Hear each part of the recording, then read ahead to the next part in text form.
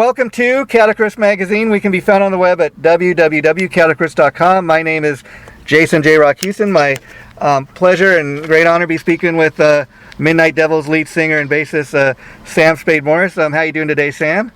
I'm doing great, Jason. How are you? I've been looking forward to talking to you. I'll tell you why, because I got to be honest with you, Sam, never heard of the band before. Your publicist sent me a little press release on the band, and so naturally, in prepping for the interview today, I checked out some of the videos and what was up on your Facebook page, and I got to say, it just really kind of impressed me. I mean, I'll be honest, you guys haven't really reinvented the wheel, but yeah, you know what? It took me back to when I was growing up. A lot of my favorite bands like Kiss and Alice Cooper and Motley Crue. I think probably you could see where I'm making those comparisons, but I always loved bands like Kiss and Alice and Motley, because it was more than just great music. They entertained you, and even like you guys with putting the makeup on and stuff and having your own kind of makeup design, it's one more it factor, if you will, to the band. I mean it's much more than just great music. You guys got a look, you got an image, you got everything to really entertain the audience, I think. Yeah, first of all, thank you so much for the kind words and for picking up on that stuff, because at the end of the day, we are rock and roll fans just like everybody else, and we grew up listening to Kiss and the Ramones and Van Halen, and really we just kind of took all that and turned it into our own kind of like a new generation, the next generation, the guys coming up, the guys that are hungry and willing to do whatever it takes to kind of play our style of music and push what we think is rock and roll now. I mean, even Poison, like when they came out back in '85 or '86, I mean, they were all glammed out, and they called themselves, the Glam Slam Metal Kings, and they wore the war paint proudly. But then like a lot of other bands, they eventually took it off and went kind of a natural look. But you guys that's another thing. I just love the fact that there aren't a lot of bands out there doing what you guys are doing. I think there's a real need for it, and you guys are there to kind of fit that shoe, if you will. Yeah, I completely agree with you. I don't think in this time, as weird as it is, I don't think there's a lot of bands that have the balls or have what it takes to kind of put themselves out on the line like that, wearing the glitter and the lipstick. Like nobody's doing it, but I really think that there is a need for it, and people do enjoy it, and people see it and they go, I know this, I recognize this, but yet it's new and refreshing and exciting and full of energy. It's definitely a cool thing, and nobody's doing it. You're completely right. And I think probably the last band or musician to really do anything like this was Marilyn Manson in the early '90s. Yeah, I agree, and with this band especially, it gives us so much creative freedom to express ourselves, to be who we want to be, and to kind of give that gift to our audience and say, look, you can be whatever you want to be, you can dress however you want. We don't care as long as you come to party, and we know that when you're in that audience, you're ready for that excitement, that roller coaster, whatever it's going to be. And so these other bands I mentioned, like Kiss, Motley Crue, Alice Cooper, these are all bands that came before, obviously. So, and you can see the influence that those bands had, obviously, on you guys.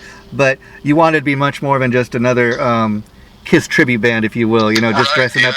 You want to do your own original thing, and you have your own original look. So let's talk about when you first got the band together. Was that always something you want to do? We're going to wear makeup, or did it just kind of evolve naturally? I think we started off with the makeup. We started off with kind of a rock and roll look, and through the years, I guess, and we're not even that old, so yeah. As the years kind of go on, like we've been pushing the boundaries, pushing the limits, pushing what we think that we can get away with. And right now, the sky's kind of the limit. We can really get away with whatever I feel creatively on stage that we want to. And it all stems from that vein of the New York Dolls and the Sex Pistols. And that's where it comes from. And I think, as soon as we walk out of our dressing room, people are their eyes are on us, and we know that, and we kind of look forward to that.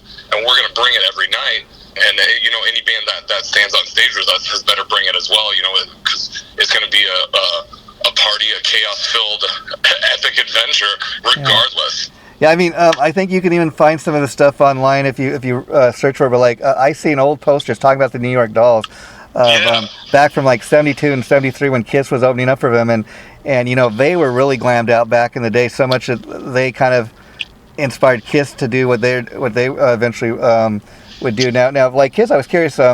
did you guys all kind of each design your own kind of persona, or do you have a same look every time, or is it kind of yeah, it's an evolving look. So okay.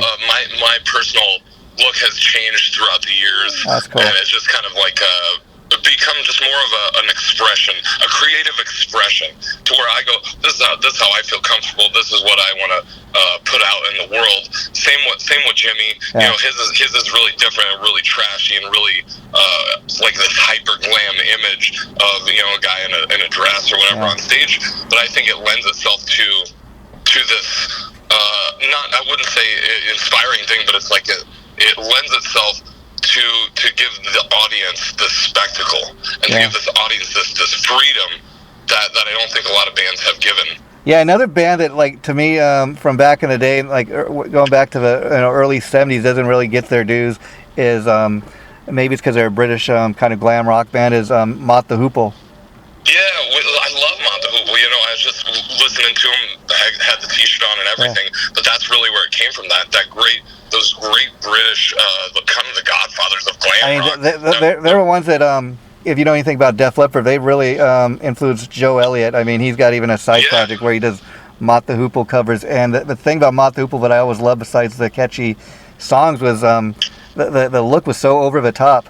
Mm-hmm. Yeah. And we just went out with the Choir Boys. We did a 2-week tour with the Choir Boys, and a couple of guys are in Joe Elliott's band, the Down and Outs. How cool is that? Yeah. Yeah, in the van, the music that we would listen to in the van was the coolest thing. We'd listen to Thin Lizzy, Mott the Hoople, all these great British bands, and talk about, you know, where glam rock started, where this kind of movement began. Yeah. And in fact, the new Def Leppard CD, I think it's called Diamond Star Halo. Somebody was telling me that came out of a, I think it was not a Mott the Hoople, but T-Rex song. It was a T-Rex song, and that single they have, the single Kick is just, I go, it's a T-Rex song, and it's brilliant, and it's modern, and it sounds cool, and it's fresh. Yeah. Like, I gotta give it to Def Leppard. They reinvented themselves really, really cool. So many times, but like, I mean, I think what they did on this latest album, and it's hard to do because a band that's been around that long, you know, they, like you said, they really kind of reinvent themselves. They're able to stay kind of modern, and I love the fact that they're one of the few bands that continues to put out great new music rather than just live on their catalog of music, which they could do. I completely agree with you. I was like, when the stadium tour started, I go, look at Def Leppard. Like, they just put out an album like they're 25 years old again. They put out a great, awesome rock and roll record. They're the oldest guys up there on stage. That speaks volumes to me. I mean, their first album came out, I think, in 1980, but they've really been doing it, I think, since 1975 or 76, when they were just little teenagers. You know, they're still doing it. And so, you guys got a great new album out called Never Beg for It. Now, to be honest, I haven't had a chance to hear the whole album, but just based on the 2 songs I've heard, I want to go out and get it. I mean, let's talk about the fact you guys do a great cover of Loverboy, Working for the Week, and that's a great classic rock tune. But I mean, you guys kind of stay pretty true, I think, to the original, but it really fits you. And the video is pretty cool to watch too. Yeah, the video was such a blast to write, and we had this whole idea of kind of bouncing off that Saturday Night Live skit with Chris Farley, and the song Working for the Weekend. We had this character already built up that it just worked so well, and we had a script written, and then once we all got on set, you know, the script kind of dissolves, and you just kind of go into party mode, into work mode, and the director just rolled the film, and that's exactly what came out. We go, I got this idea, and it was so much fun for us to shoot, as it is for people to watch, you know, and I think that really comes through in the performance. And where do you guys usually, like, where is that in the set? Like, do you think that's an opening, where you open the show? Is that going to be at the end of the show, or in the middle? Working for the Weekend, we do it like right before the last song, so it's a song right before the last song. Makes sense. We kind of strategically place it, so that it's one of the high notes in the set. It's almost like you go see Kiss. You know, the last song's always going to be like rock and roll all night. You know.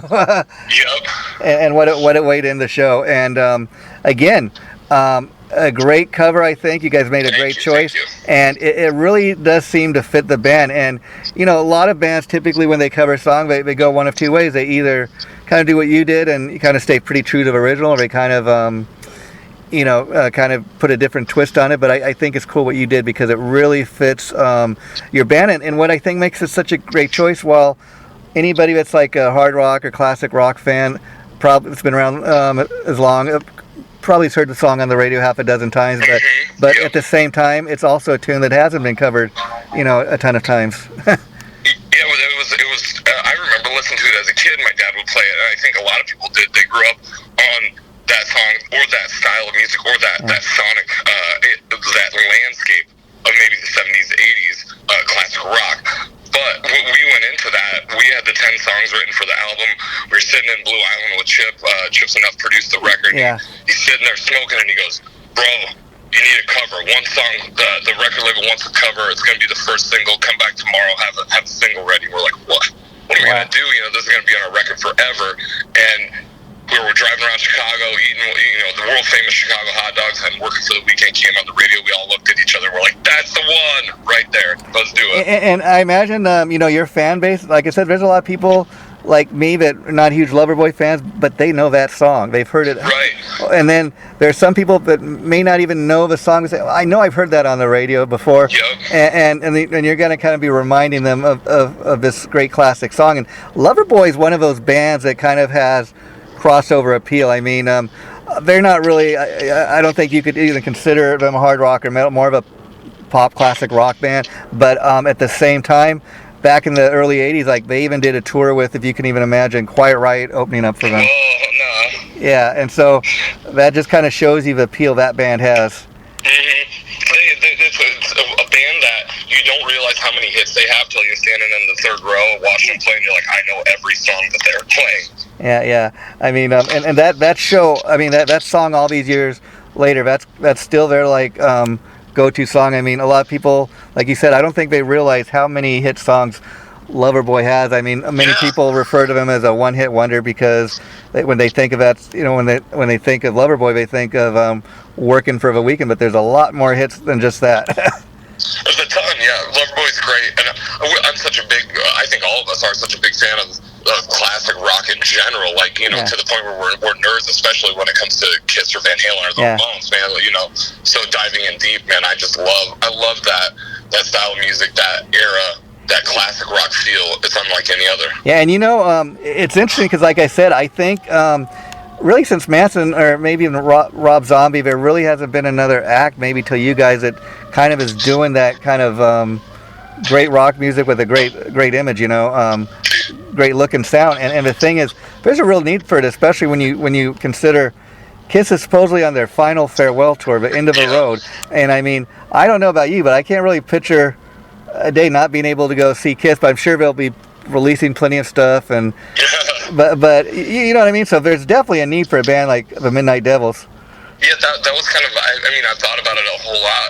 What happens when the stadium tour ends? Yeah. What happens when the end of the road tour is over and there's no more of these guys that we grew up on, these heroes that we have? Who's going to be the next guys coming down the pike that are going to kind of push the limits and push the boundaries, but bring you that rock and roll that we all grew up in and we all love? There's nobody really doing it, and I think that's kind of exactly where the Midnight Devils fit in. And I think kind of fit in with the old guys and with the new guys. Talk about some of the old guys. I mean, really old guys. Like probably the king of old guys is Alice Cooper, and he's another one. What I love about Alice, as great as his classic albums are, he's putting out great new music. I mean, his last album came out like last year, called Detroit Stories. If you haven't checked that out, definitely check it out. He's got a lot of his old different band members coming in and playing on the different tracks. But you know what? It's just, it went like to #1 in the U.S. and a couple other countries. And so, and besides putting out great new music, Alice he's like 75 years old, and he still get up on stage and rocking it out as good as anybody half his age. Yeah, he'll put it, and that is like a testament to like the performance of him, the love of what he does, and knowing his audience, and knowing that he has to. The audience expects they expect Alice Cooper in all his glory, so he's not going to give him anything less. And see, Alice is much more than just on the record. I mean, he's a great live act. If you've ever seen him live, I mean, he has he has an electric chair and all these different stunts and props that he does. It's just amazing. I absolutely love Alice Cooper, and I met him one time, and it was one of the most nerve-wracking things I've ever done. And we saw the show, and then we went to the meet and greet afterwards. I'm just like, this is the Godfather right here. This is it. what can I, and it's kind of like being around Chip or being around, we just went out with Steve Summers. What can I learn from this experience, and what can I learn from these guys? So, you know, I kind of just shut up and let them talk and let them deliver the wisdom. So you guys have done shows with Pretty Boy Floyd or just Steve Summers? No, we did. We just got off a 20-day tour of the East Coast with Pretty Boy Floyd. We did a rundown in Texas. It's this thing called the Glam Slam Metal Jam. Oh, wow. With Enough Enough and Pretty Boy Floyd. Yeah, we just did 20 days. One of the funnest tours that we've ever been on. I bet. I mean, they're another band that really doesn't get their dues, but they're still out there doing it. So you got to give them credit. And they're obviously influenced by Kiss. And I don't know if you've had a chance to check up. A couple of years ago, they put out like their own like Kiss tribute album of all their favorite Kiss tracks. Kiss Me Deadly, is that it? That's it. Yeah. Just great stuff. And let's talk about the Midnight Devils. Like, you guys just put out this great new album. You mentioned Chipsy Nuff produced it. I imagine you're friends with him, but how did you guys initially hook up, or how did he come to produce the album? As weird as it is, I know you don't know our drummer, but our drummer, his name's Jimmy Meth, lives up to that reputation of, you know, he's a punk rock dude, a street guy. Didn't he used to play with Pretty Boy Floyd? Yeah. Okay. He did 7 months with Pretty Boy Floyd. It was so cool. I go, Jimmy, you got to do this just for the fact to say that you played in Pretty Boy Floyd. Yeah. And him and Chip actually lived together in Chicago, and that's kind of how the connection started. How cool is that? Yeah. Chip kind of took us out and we did a bunch of shows together. We toured together, and inevitably he's like, all right, I'm ready to produce your album, bro. We're going to put out this great rock and roll record. And we were apprehensive at first, and we went in with the songs, and Chip just like knocked it out of the park as a producer. You know, his songwriting is just unbelievable. So we had this stellar rock and roll record with an incredible producer. He took us to this guy named Chris Steinmetz, who was going to mix and master it, and he was the guy that mixed and mastered Kiss Revenge. So we were set up in good hands. Oh, wow. Yeah.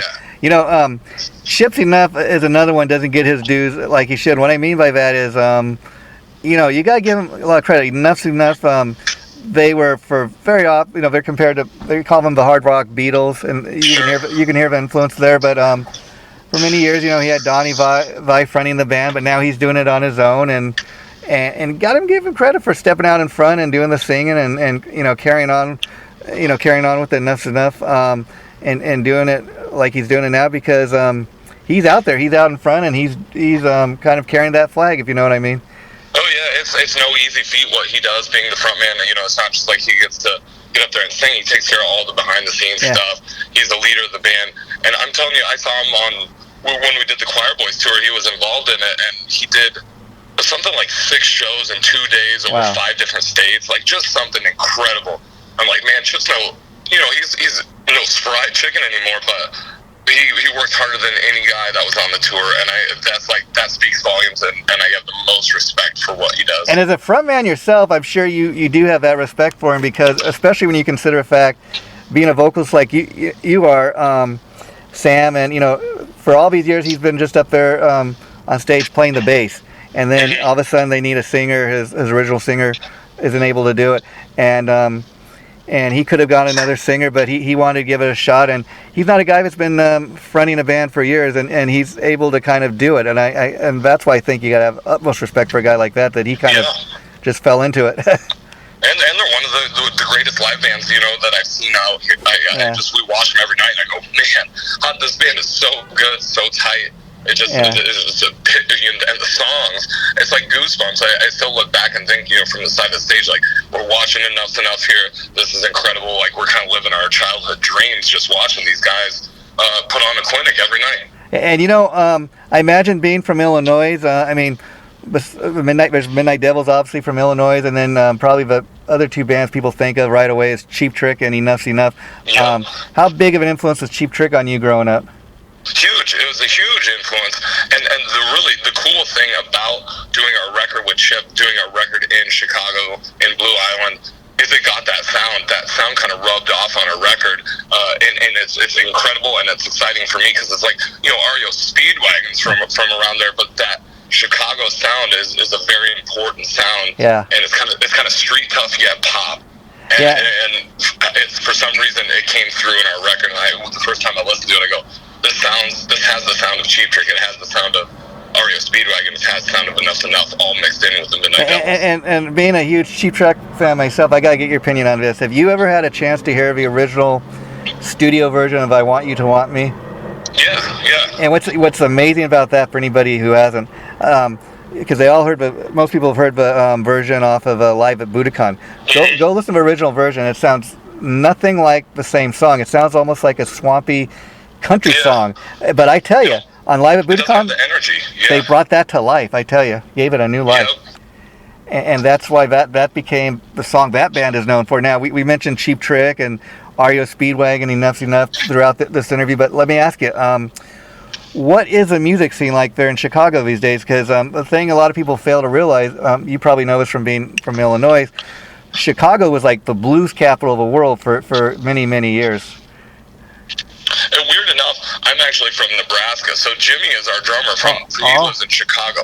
Okay. We play in Chicago all the time, and I'm telling you, like, Chicago music is tough, and it's gritty, and it's amazing, and it's just like, Chicago's almost like a world unto itself, and I love kind of being associated with that city, even though I'm not from there. We kind of call it like our second home. Yeah, so we're from, me and the guitar player from Nebraska, we kind of split home cities, Nebraska and Chicago. And so when you guys like recorded the new album, was everybody in the same studio? Did you do it the modern way where everybody has a studio in their own home, or what? Well, what we did is we did all the demos in Nebraska in our guitar player's basement. We cut the demos. We hired like a session drummer to come in and kind of fill in the missing pieces. We shipped all that information off to Chicago to get the guys ready. Then we drove the 7 hours from Omaha to Chicago. Oh, wow. And met up and then laid everything down like within a week. It was real cut and dry, real fast. Lay it down in a week, and we're out of there, and we come back and do the vocals and everything. So we just kind of had to travel a little bit. I think that's maybe why it has the sound it does, like such a live feel to. I mean, maybe people think I don't know what I'm talking about, but like back in the day when I was growing up, that's how albums were made. The band would be in the same studio, and I don't know what it is, if it's just me, but they seem to have a certain kick to when everybody's in the same room. I mean, it is what it is. Sometimes you're totally right. You can't afford to be in a fancy studio, but it is what it is, and you really can, to my ears, tell the difference. I think you can too. It's the it factor. It's that one thing that's missing. I completely agree with you, and we definitely set out to all be sitting there in the same room when the tracks were cut. We were sitting there when he was mixing it. Just that was the tough part, is that everything was kind of done over the pandemic, so you kind of had to work within those parameters of weird restrictions. And it's like I said, there's definitely a need for a band like the Midnight Devils, and it's kind of I'm a huge Kiss fan myself. Obviously, you are. Yeah, me too. Yeah. It's kind of interesting to sit here and think about last year, Destroyer turned like 45 years old. Can you believe that album is that old? We're that old. I cannot. Yeah, you remember when you got it and how important it was when the first time you got it. That's the point I'm getting ready to make. Is there was back in the day, there was a real art to making music and putting albums together. I mean, first of all, not only was the band in the same studio, but there was a real thing about the album cover. I mean, I remember the first time I ever saw Kiss's Destroyer in the record store. Yes, there actually used to be a place where you could go and buy music. But I remember seeing that album cover and like, before I even knew anything about who Kiss was, I don't know what the hell this is, but I need to get it. It looked like these guys were superheroes. They were standing on top of a world. They were destroying it or whatever. But that is so cool looking. My first glimpse was Psycho Circus, and if you remember back, like when the Psycho Circus album came out, like I was a 16-year-old kid. Wow. And that video was terrifying. Terrifying and exciting all at the same time. Like, my parents hate this band. I love this band. This is what rock and roll is. It's so cool. Yeah, and see, you probably didn't even realize at the time that there was ever a time when Kiss didn't wear the makeup. I had no idea. See, Psycho Circus was my first glimpse, and I had to go back and rewind it and research. So that's what turned me on to like the New York Dolls and Sweet and Deep Purple and all these cool bands. I'm a little bit older than you, but even talking about Kiss, that's why a lot of people had that reaction to that album, or the very first time they picked up Kiss Alive 1. And it had that double gatefold. You open, it's like they did not make stuff like that, and they don't make stuff like that really anymore. Vinyl's starting to make a comeback where, I could see paying $35 if you get a nice vinyl package, and they're doing pretty good with that. And the cool thing about vinyl making a comeback, if you release anything on vinyl, charging $35. People are willing to pay that if it's a nice package and the band kind of breaks even. They get a little bit of money. I think a lot better than just putting out CDs. We have CDs out. Yeah. And I just am finalizing like all of our artwork for the vinyl, and it's the same idea, exactly what you said. I'm like, you know what? This is the first time that the Midnight Devils that I've personally ever been on vinyl. Why go for this? So we got like a really cool 12-inch single with Highway 69, the first single, and Working for the Weekend, and then the backside is like an etched cartoon drawing of us in the vinyl. That's what I was getting ready to say. A band like Midnight Devils, besides just having great music, you've got great visuals, and so you want to be able to come up with a cool-looking album cover. People got that kind of reaction. Yeah, I have to get this, Absolutely, and like coming from the same places, just sitting in your room staring at Destroyer, staring at Love Gun, going, the images speak volumes without saying one word, and that's really where the Midnight Devils have come in, and these cool kind of cartoons, these cool artists. I've always said this, like the sky is the limit. We kind of turned our band into these comic book heroes, or we have these characters that can do whatever they want, and we have no limitations on what they can do. Yeah, another band you mentioned, Deep Purple, one of my all-time favorite bands, and their album Machine Head turns 50 this year, and that's significant. Because that song, that's the one that features Smoke on the Water, that classic guitar riff everybody wants to learn to play. And I was reading, like, somebody was talking about this song, Speed King, which is also on that album, and Highway Star.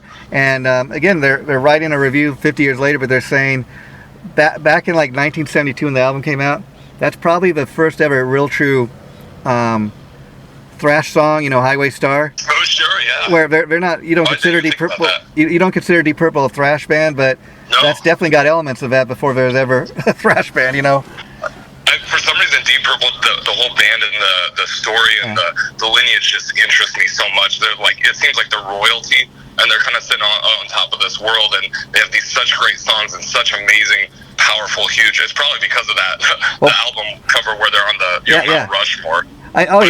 In rock. Seems larger than life. In rock, Deep Purple. The interesting thing, anything about their history, that was a band where these guys really like, especially the singer and Richie Blackmore. They like had a love-hate thing, and they were always battling each other, and yet it made for some beautiful music. And we did. We got to open up for Yngwie. We did about 3 or 4 shows opening for Yngwie, and he's such a huge Deep Purple fan too. Yeah. He just kind of like, we listen to sound checks, and he'd play Deep Purple songs for hours at sound check, and you're like, man, this is just incredible. Like, it sounds like Blackmore. It's got that feel. It's just cool. Cool to witness. I mean, even though like Deep Purple doesn't wear makeup or anything, I mean, the cool thing to me about Purple, besides the music, is Richie Blackmore is one of these guys. He always kind of had his own little mystique going. Like I heard him in an interview recently talking about the fact that like Smoke on the Water is one of the most biggest riffs that people want to learn how to play, and he's like, people think Smoke on the Water is a great song. It's a good song. It's not my favorite song. It's a good song though. It's an okay song. Yeah. Like, okay. Yeah, but it's because of that song, buddy, that you're able to do what you do. Yeah. Absolutely. Deep Purple is just untouchable in my book, and like even last night, I got goosebumps even thinking about it. But I had a buddy. Like I work at a bar. He came into the bar talking about Tommy Bolin, and we got rolling about this Deep Purple and the Tommy Bolin connection, and how his brother is from right around where we live, and he was at our show. Johnny Bolin was at our show in Sioux City, and I was like, man, like there's this weird Deep Purple connection. Yeah, Tommy Bolin, super talented guy, super underrated, but he died tragically young. I think he was only 24, 25 when he died. And if you're a fan of Deep Purple from that era, I urge you to. A few years back, Whitesnake put out this. Coverdale put out this Whitesnake album called the Purple Album. All the Purple songs he did. Great stuff there. And so let me ask you, what's next for the Midnight Devils? Because the album just came out. You guys gonna start doing a tour? We just finished the Glam Slam Metal Jam, the 20 days on the East Coast with the Nuts Out and Pretty Boy Floyd. This week we head out. We make our debut in Wisconsin at this huge 3-day festival called Rockfest. Oh wow! And that's so we're kind of on the summer festival circuit. We do a bunch of festivals in the Midwest, Rocklahoma. That's I believe early September. Then we head out to LA and Vegas. We do the Whiskey, we do Vamp, and then the second leg of this tour kind of kicks up in October. Oh, cool. And let me ask you, Sam, you know, we've talked a lot about Kiss and how you guys have been influenced by them, obviously, and the makeup you guys wear. I was curious, so is there ever times like when you go on stage without makeup, because you said it's kind of ever evolving, and you know, back in the day, Kiss had a thing where they could very easily go outside, you know, in everyday life and not get recognized. They did not have the internet. Nobody knew what they looked like. Do you guys kind of have the same thing where you can go out and your fans aren't going to necessarily recognize what you look like? It's not as bad because inevitably, like we're the guys. We still hang out with fans before and after the show. We don't charge for meet and greets. We don't do anything. So I think it's like our fans are very, very close, and we consider them family, and we don't consider there like to be a difference. Like I'll break down that wall between the stage and the fans. Like I'll come out in the audience and gather everybody and sing right there. It's not that they don't recognize us. It's just that they're surprised. Like if I'm talking to you before the show and my hair is down, I got no makeup on, then we come out of the dressing room and it's completely blown out. Because even the reason I asked that is like even going on your Facebook page, I noticed there's some photos of you like just, you know, in everyday life, not made up or anything, and I thought that's kind of cool because people kind of okay, that's what he looks like in his everyday life. So it's like sometimes they do recognize me, sometimes they don't recognize me. And either way, I think it's cool and it's exciting still. And there's not a time I haven't found out. You know, I've been thinking about it, like, well, we got to change the makeup and figure out make things fresh. You don't want to stay stagnant. Is there a time I'm going to do this without makeup? I don't see it in the future as of right now, but I assume there maybe will be a time. I mean, like, not gonna have a big unmasking like Kiss back in the 80s. No, because it's like all you got to do is come to the show at 3 p.m. You'll see us, walking around. With it's a different type of show and performance. I get that, but it's almost kind of like what Slipknot does, getting up in their mask and their costume. I mean, like you said, it's not the same mask every tour. It's ever evolving and ever changing, and I think that's what makes it interesting for fans. Yeah, and it's exciting for us. That's at the end of the day too. People go, "Oh, you guys have so much energy." That's because to me, when putting on the makeup, getting in our stage clothes or whatever, which our stage clothes, it's not a big difference from the clothes that we wear every day. It's just much more. I would say much more glam, but it's a whole process of you might be tired, you might have driven 18 hours to get to this gig, but as soon as we all sit down in that dressing room, start putting our makeup on, you know, you become energized and you feel this electricity, this excitement, and we get up on stage and all that stress and all that tired feeling just melts away. So when you guys are backstage or in the dressing room, you know, getting made up before the show, I imagine you're really concentrating on, you know, getting your design down on your face, or do you have somebody help you with it? No, we do it ourselves. You know, we got it down to where it takes maybe 30 minutes to get dressed. Because on these tours, you know, you don't always get a dressing room. You don't always get time to change. So you're like, sometimes you're getting changed in the parking lot outside, using the mirrors of the van to get dressed. So it's really just a shot of adrenaline. As soon as that last, makeup goes on, you're like, boom, I'm ready to go. And I imagine you guys got it down to where, like, when you're up on stage, it's not really sweating off of you as you're performing. Oh no, it does, and that's completely part of the show. Yeah, that's cool. Yep. It's absolutely where it's just melting off because we're so excited. We're working so hard. The club's thumping. The place is just one hot, sweaty mess. And see, to me, that's what makes a band like the Midnight Devils so cool. Besides the great music, you got eye candy, ear candy, and I'd much rather see a show like that than 5 guys in their jeans and t-shirts, as great as that may be. It's just you're giving them like extra bonus, extra bang for their buck, if you will. I mean, you're a Kiss fan. I'm a Kiss fan. We know people listen with their eyes. Yeah. And like I said, as soon as we walk out of the dressing room, everybody's staring. Nobody's going anywhere. Their asses are in the seats because they know it's either going to be really good or really bad. And we're gonna bring it and blow their minds wide open and be like, this is how rock and roll. This is what we're excited about. This is the freedom, the creativity. This is why we do this. And I imagine too, as a performer, a guy who gets up on the stage, getting made up like you guys do. I mean, it's got to keep it a little more interesting for you than just getting up there in your jeans and t-shirts. I mean, do you kind of feel like a transformation process as you're getting made up before the show, like kind of getting Absolutely. Yeah. And then yeah, I absolutely. It's like I said, it's a pure adrenaline. Like you're just putting on your makeup, just going, man. We're gonna bring it. You watch it, listen to the opening band, going, these guys are good, but we're gonna be even better. You know, it's just this rally thing. If you imagine like a locker room before a football. That's kind of what I imagine, actually. And then, what's the wind down process? You know, you come off the stage, you play that last final song. I mean, do you go right to the dressing room and start getting taking the makeup off and getting in your street clothes? Or it's like we're still running without like merch guys or anything like that. So basically, we jump off the stage and we have to run to our merch table and talk to people and sell albums and do everything.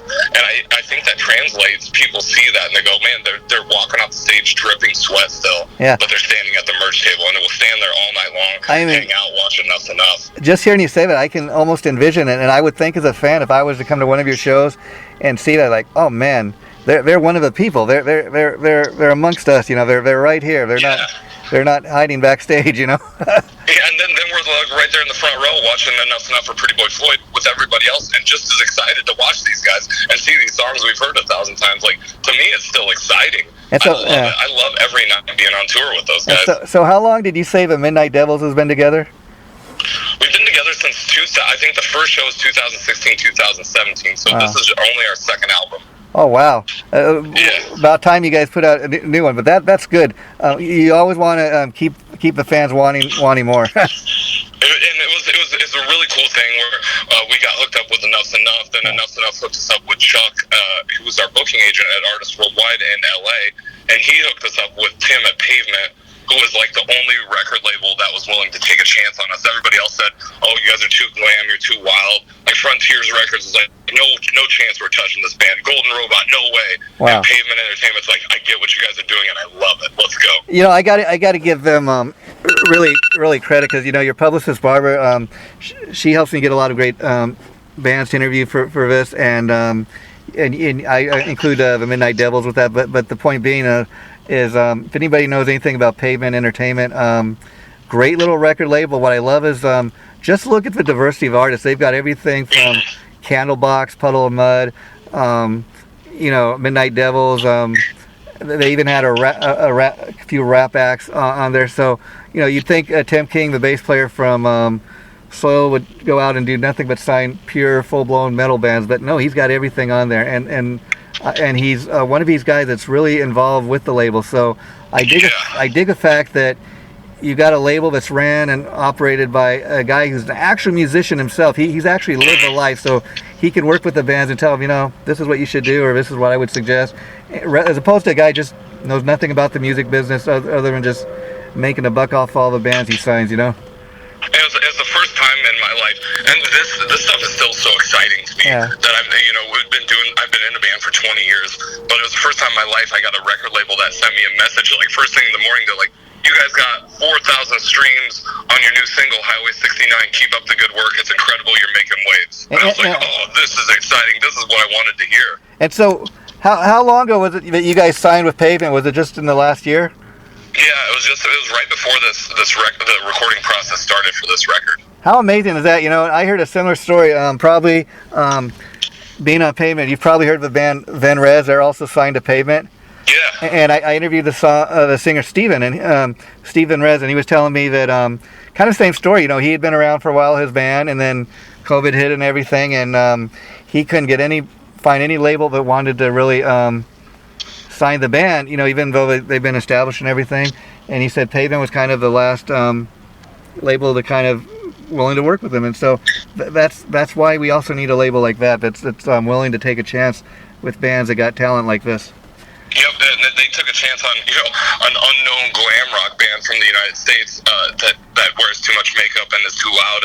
Like nobody else was willing to do it. Nobody else could see the potential or the excitement, and Tim was the guy. Yeah, see, that's, you know, I'm not a huge Candlebox fan, but I'll tell you what, I'd be willing to check out the next Candlebox record when it comes out, because they got all these great other bands, you know, and I'll give it a listen. Why not? You know, Puddle of Mud. Why not? And see, that's the thing. A band like Midnight Devils, I could see you guys doing a show with Puddle of Mud or something like that. You know. Absolutely. Yeah. And so great. So you know, just the opportunities are are endless. And now, of course, you're also the bass player. We said, aside from being the frontman. So let me ask: were you always a singer, Sam, or were you ever just primarily a bass player?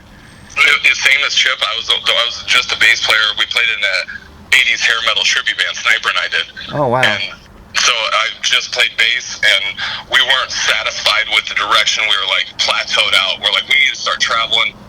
And I was like, I got this. I'll start singing. And it just kind of evolved from there. And I kind of revamped the way I played bass and learned how to sing and play bass and be the front man of the band, because that's a hard thing. The most important. You're the leader of the party. I mean, hey, Paul McCartney before you, he's able to do it. but it was Paul, it was Gene, it was Nicky. It was all these guys. Yeah, I mean, but that's a thing. I was curious. So, once you started like fronting the band and became a frontman and a lead singer, did it take you a while to get comfortable in your ability to sing, or hearing your voice? Yes, it was a very difficult thing, and I'm still working. That's the thing that I'm still working on, that changed from the first album to the second album, and especially being on tour with Spike from the Choir Boys, and that was kind of the inspiration of like what I wanted my voice to sound like, taming down that kind of gravelly voice and how to push my voice to the point where it distorts, but I don't lose it at the end of the night. Yeah, that's why I asked that, because a lot of guys I know, they start out as a guitar player, bass player, whatever the case may be, and kind of naturally fall into being a singer. It just kind of falls in your lap. But on record, maybe they can do things, in the studio. But in listening to like, for example, Working for a Weekend, you seem to be a natural frontman. You seem to have be a natural lead vocal, to my ears anyway, because I could never do that. But did you always have people like behind the scenes telling you, you should give it a try to be a singer? You could probably do it, or? No, it never happened. Like, they gave me a couple songs in this cover band, and a couple songs that we do, and it worked so well, and the energy was so high, it was undeniable. So I'm going to take this, I'm going to jump in and do this myself, and if it's good, it's good. We'll keep going. We'll figure it out as we go. That was really the catalyst. What happened is we needed somebody. I was right there, and I was like, I'm taking this. I'm grabbing it by the horns, and I'm going to be the David Lee Roth, be the Paul Stanley. See, was that kind of what kind of pushed you over to do it? Because I mean, how surprised were you when people actually started telling you, Sam, you're a pretty good singer. You should give us a shot. Yeah, because I never thought of myself as a good singer. I was like, well, I can hit some notes, I can do this, I can swear at people and get them excited. But, singing and being able to keep your voice and hit those notes every night on the road, man, it's a tough thing. It's a tough thing. All those eyes on you. Yeah, that's a tough thing, too, because you're no longer just playing those great bass notes, if you know what I mean. I mean, you got to be able to rap to the audience. You got to be able to, introduce and do what you do with your voice. And maybe because you're not a natural singer, like a guy that's been doing it all his life, it's very interesting. Like you bring up David Lee Roth. He's not, like a lot of people would say, he's not the world's greatest singer, but you know what? He is great at what he does, or at least he was back in the day. I mean, what I loved about Dave was if you go back and you listen to those classic Van Halen records, I mean, a lot of the lyrics are like nonsensical, but they're Dave, if you know what I mean, and it works. It works for him. Like, this is the coolest guy ever. I want to hang out with this guy. That's the vibe I want to give off. And see, that's the thing. You don't have to be the greatest singer, but if you could do like what David Lee Roth does, which I think you fall in that category, I mean, you could work with it, what you got, and you're going to be all right. Yeah, I completely agree with you. It's what it is that confidence, attitude. Carnival bark about, Paul Stanley said it. You're like that revivalist, that church revivalist preacher. It's a kind of interesting. Like Nikki Sixx isn't even at all lead singer, but you go to a Motley Crue concert. I mean, he's in charge of everything. The show centers around him, and it's amazing to when you sit and realize, okay, Vince Neil's the frontman, but Nicky's the one that wrote all those Motley hits. Vince is just the voice. That was my goal going in. I go, well, look at these great. Who are the guys that are remembered forever? Yeah. These guys that write the songs. So you got these great bass player songwriters, Rachel Bowen from Skid Row, Nikki Sixx, Gene Simmons. That's what I'm going to aspire to be. Yeah, Gene Simmons always had kind of a unique voice. I always loved his singing voice, but I always loved the songs he did. They really fit kind of his style. And like I said, Nikki Sixx, as far as Motley Crue, he wrote all the songs. He was a visionary.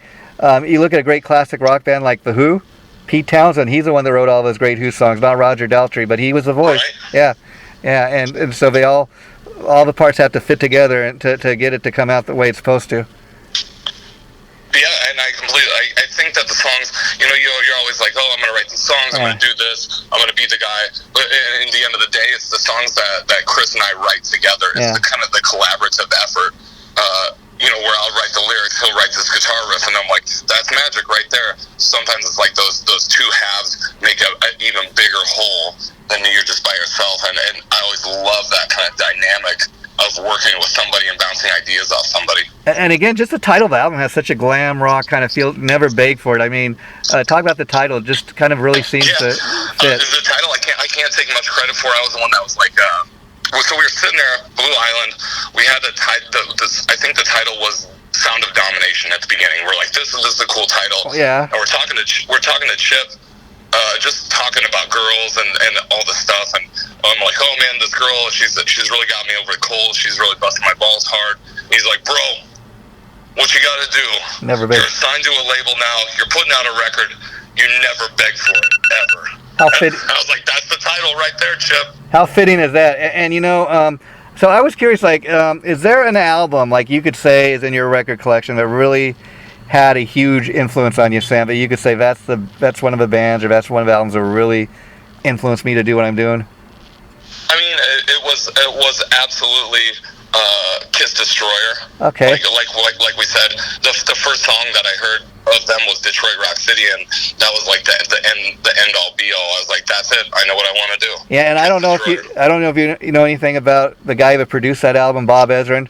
Yeah. Great producer. He produced all those great Alice Cooper albums. He produced Pink Floyd's The Wall. And if you listen to The Wall and you listen to Kiss Destroyer, they have a lot of it in common, because what Bob Ezrin's known for, I mean, he's a great producer. He can write songs. He's a musician. And the point in bringing all this up is that like if you listen to Detroit Rock City, the little things with the news report and the crash, at the end of the song, that was all the producer's idea. And just think for a minute, they did not include that. It would have been totally a different song. Completely different. I think having a great producer does that, and I'm so happy that we went with Chip as our producer, because I know the album wouldn't have been as good if he wouldn't have been there. Anyways, and we're going to get ready to wrap it up, and I really want to thank you, Sam, for taking time to talk to me. But the reason I was asking about, what's one of your favorite albums is I'd like to interview you again down the line for, I have a series called, for the same site called On the Record, where we talk with musicians about some, their favorite albums and bands. We go a little more into detail. So if you'd like to do that, let me know, okay?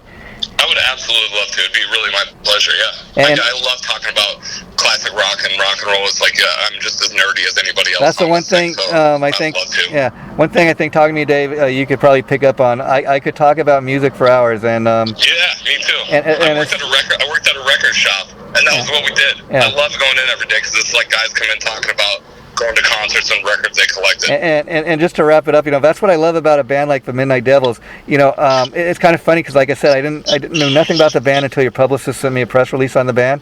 I checked your guys' stuff out, and I thought, wow, for a new band, this is really kind of it's refreshing. It reminds me of all these great bands from back, Alice and Motley and Kiss, and for a new band, it's so refreshing just kind of go out there and do your thing, Well, thank you very much. I appreciate it. Yeah, so thanks again, Sam. And the interview we just did, my goal is to get it up by next, a week from this Thursday. And if that changes, I will let you know. Feel free to post on any of your sites. And you are now part of the Chaotic Riffs magazine family, so let's definitely keep in touch. And I'd love to do it again. Thank you. And send me your address. I'll get you an album shipped off. I'll do that. And just kind of to thank you for that also. In return for that, I also write for KNAC.com, so I'd be happy to write up a CD review for that. Perfect. Yeah, that'd be great. Okay, I'll get you my address later. Thanks, Sam. You have a... Can I text you right here? Yes. You can just text me if you want to your address, and I'll just put a CD in the mail. Oh, great. Thank you. Okay, I'll do that. You take care, buddy. Bye-bye. All right, thank you.